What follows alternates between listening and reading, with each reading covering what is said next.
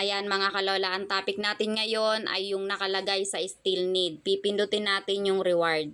Maraming hindi nakakaalam sa still need mga kalola, kaya dapat maintindihan ito. Mga kalola, kapag ang tasking nyo per hour ay 1K lang, wag po kayong manatili sa 1K. Kasi po, meron pong binibigay si Popo na breakdown nakalagay sa still need. Ito pong level up rules, pipindutin nyo po yan. Ayan, kapag ang tasking nyo ay 3K per hour, 150 po ang nakalagay sa still need. Kapag 5K per hour, 300,000 ang nakalagay sa still need. Kapag 9K per hour, 900,000 ang nakalagay sa still need. Ngayon mga kalola, yung nakalagay sa still need nyo ay 150 po yan, nakalagay po yan pag bago kayo. Kailangan nyo po yan makuha. Kapag wala po kayong gifter, gamitan nyo po ng talent. Kung may talent kayong kumanta, yun ang gawin nyo sa inyong solo live para magkaroon kayo ng gifter, maggagamble po sila. Dito po yan magbabawas sa still need. Tapos papasok sa inyong points. Kapag walang talent, bumili ng coins kung kinakailangan mga kalola. Kasi hindi po kayo malulugi dahil kapag bumili kayo ng coins, makikipag-trade po kayo, papasok po yun sa inyong points. Tapos itong still need hahabulin. Saan napupunta mga kalola kapag nahabol nyo na tong still need? Dito sa earnings sa ibabaw. Itong earnings na to, magiging 150 po iyan, kagaya nito. Ayan, 150. Tapos, ang tasking nyo per hour ay 3K. 2 oras po. 2 oras sa solo live. Tapos, 2 oras sa panel. Ganun po ang paghahabol niyan mga kalola. Kapag bumaba ang nakalagay sa earnings, kasi mga kalola, may expiration ito. Ito ay date ng 29, August 29. Bukas, magbabago po ulit ito. Bababa itong earnings ko. Mapupunta ulit siya dito sa still need. Hahabulin ulit natin ang still need.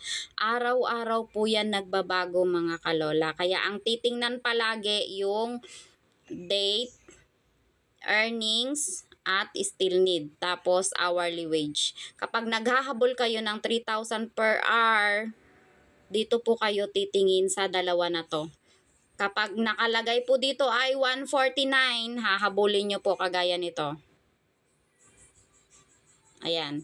Kapag nakalagay po ay 144, ibig sabihin, ang nakalagay sa still need ay 5,800. Yun po ang kailangan nyong ibigay para magkaroon kayo ng 3K per hour. Tapos, itong hourly wage nyo na to na 1K, yan po yan kapag tinuloy nyo yung inyong solo live. Ngayon, mga kalola, kapag binigay nyo yung still need, na 5,800 na yan, kailangan mga kalola, hindi po kayo muna mag-solo live. Kasi kapag naibigay nyo tong still need na to at tapos na kayong mag-solo live mga kalola, sayang. Kasi bukas, magbibigay na naman si Popo ng breakdown dito sa still need. Hahabulin nyo na naman yun. Tapos, ang hourly wage nyo ay nakalagay 1K. Pero, kung hindi pa kayo ngayon nakasolo live at ibinigay nyo tong still need na nasa baba, ang tasking nyo ngayon ay 3K. Makukuha nyo kaagad. Tapos bukas mag-e-expired na naman. Magkakaroon na naman siya ng bawas dito sa earnings. Pupunta na naman siya sa still need. Kaya mga kalola, mahalaga na titingnan nyo palagi ang still need. Maghabol araw-araw kung kinakailangan. Kapag VIP po kayo, kayang-kaya po yan ibigay. Pero kapag hindi VIP, kailangan po bumili ng coins para lang ang tasking nyo magiging 3K per hour. Etong still need, kailangan nyong habulin araw-araw. Mga kalola, wag po kayong mananatili. Wag po kayong mananatili sa 1K per hour kasi meron po si Popom breakdown para po tumaas ang inyong tasking. Yung magiging 3K, magiging 5K, magiging 9K. Kung naiintindihan nyo yung nakalagay sa still need. Kapag walang gifter, walang talent, bumili ng coins kung kinakailangan mga kalola. Ang Ate Lola Angie nyo ay may 117,400. Kailangan ko po yan habulin. Para ang tasking ko magiging 3K per hour. Pero hindi pa ako nagso-solo live kasi iniisip ko kung kaya ko ba to ngayon. Hindi ko kayang ibigay. Kaya yan, mananatili lang po muna siyang 1K. Dito po kayo titingin ha, hourly wage, tapos earnings, tapos still need, tapos pag naibigay nyo yung still need, saka kayo mag solo live para makuha nyo kaagad yung 3K per hour.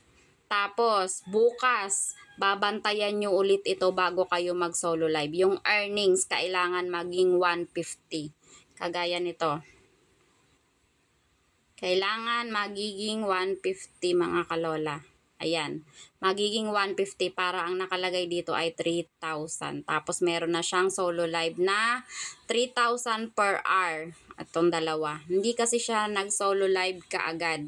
Inuna niya muna yung nakalagay sa still need. Ginawa niya munang 150 ang earning sa taas.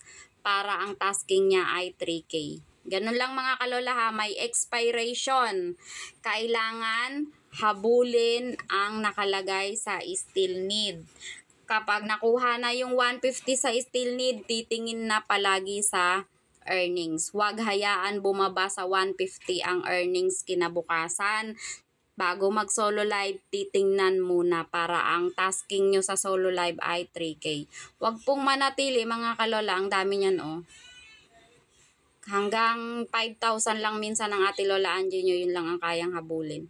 Dito lang tayo sa 3K kasi yan ang pinakamababa, 150. Papasok po yan sa points. Pag nakipag-trade gamit ang coins, kapag hinabol ang still need, papasok sa points. Wala pong lugi. Patataasin nyo lang ang inyong earnings sa tasking na 3K per hour.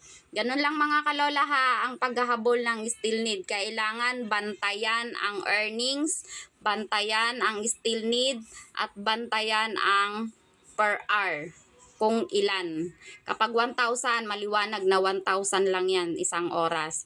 Kapag 3,000, 2 oras yan. Pero mga kalola, ang kagandahan sa 3,000 tasking per hour, pwede yan sa panel.